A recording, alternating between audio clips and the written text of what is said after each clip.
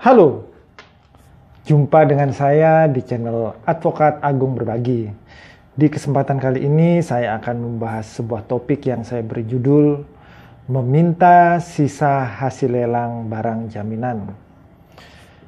Pemirsa sekalian, pada saat ini pemerintah telah membuka dan mempermudah akses bagi masyarakat dalam mengajukan kredit, dan hal ini tentu saja disambut baik oleh lembaga-lembaga keuangan mainstream seperti perbankan dan juga perusahaan-perusahaan pembiayaan.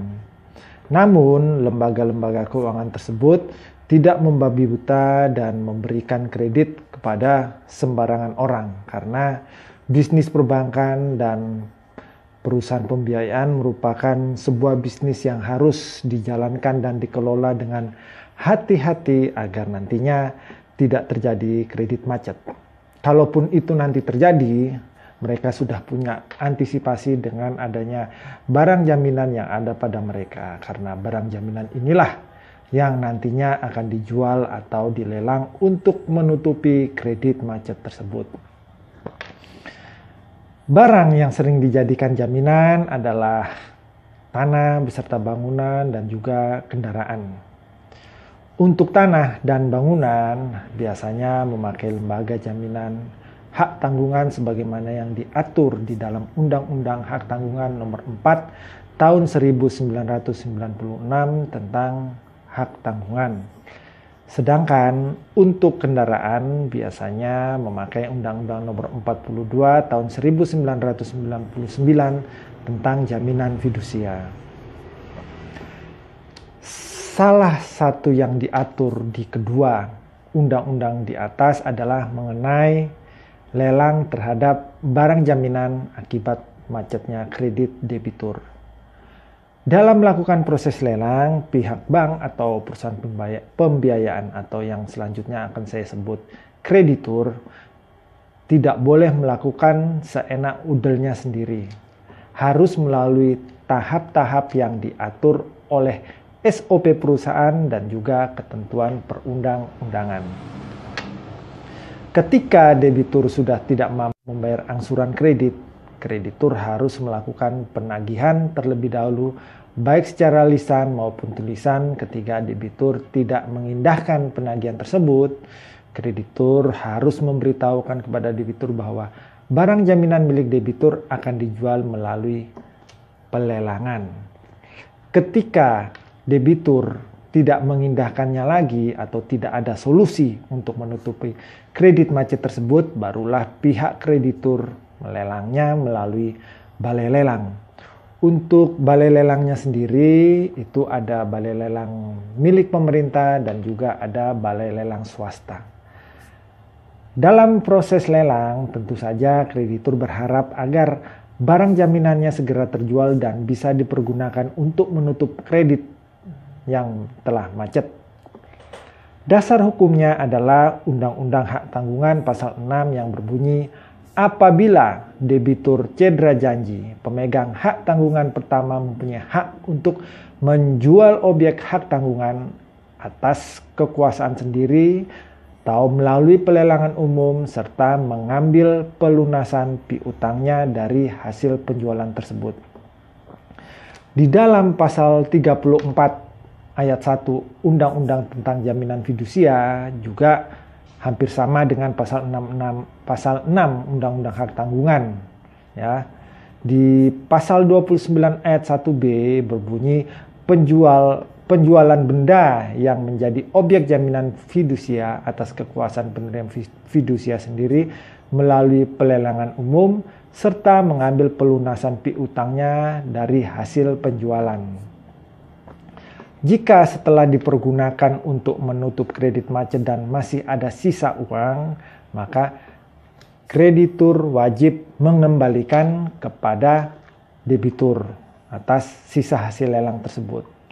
Ini sesuai dengan isi penjelasan pasal 6 tersebut, yaitu sisa hasil penjualan tetap menjadi hak pemberi hak tanggungan. Ini pun sama dengan bunyi pasal 34 ayat 2 Undang-Undang Fidusia yang berbunyi, dalam hal hasil eksekusi melebihi nilai penjaminan, penerima fidusia wajib mengembalikan kelebihan tersebut kepada pemberi fidusia. Jadi jelas ya bahwa sisa hasil lelang harus dikembalikan oleh kreditur kepada debitur. Lantas, bagaimana debitur bisa tahu ada atau tidaknya sisa hasil lelang barang jaminan? Caranya ya, debitur harus meminta rinciannya dari kreditur.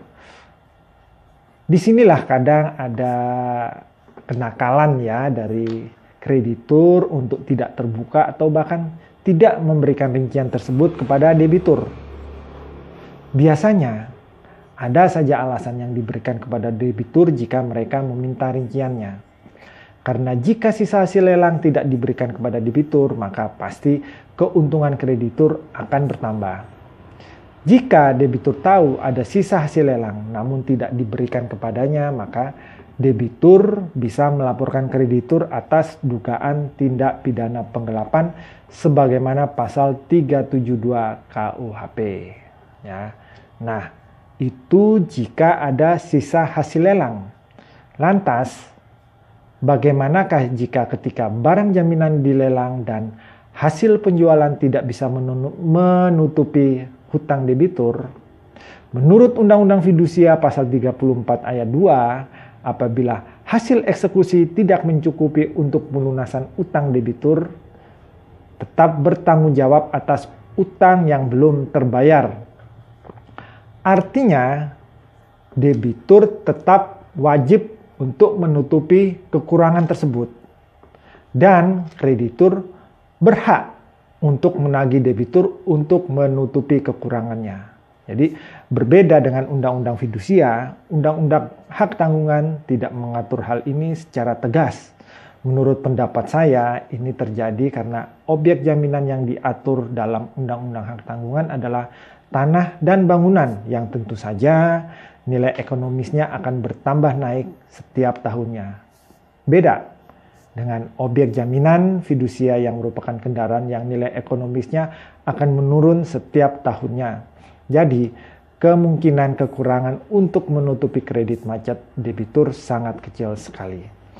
Jadi, yang perlu ditegaskan dalam materi ini adalah debitur berhak atas pengembalian sisa hasil lelang dan kreditur wajib mengembalikan sisa hasil lelang kepada debitur. Debitur juga wajib menutupi sisa hutangnya jika hasil lelang barang jaminan tidak mencukupi untuk menutupi kredit macetnya, dan kreditur pun berhak untuk menagih kekurangan dari debitur. Debitur juga berhak melaporkan kreditur ke kepolisian tentang pasal 372 mengenai penggelapan jika ada sisa hasil lelang di tangan kreditur yang tidak dikembalikan kepada debitur. Demikian topik bahasan saya kali ini. Semoga memberi tambahan wawasan dan pengetahuan bagi pemirsa sekalian. Terima kasih dan salam berbagi.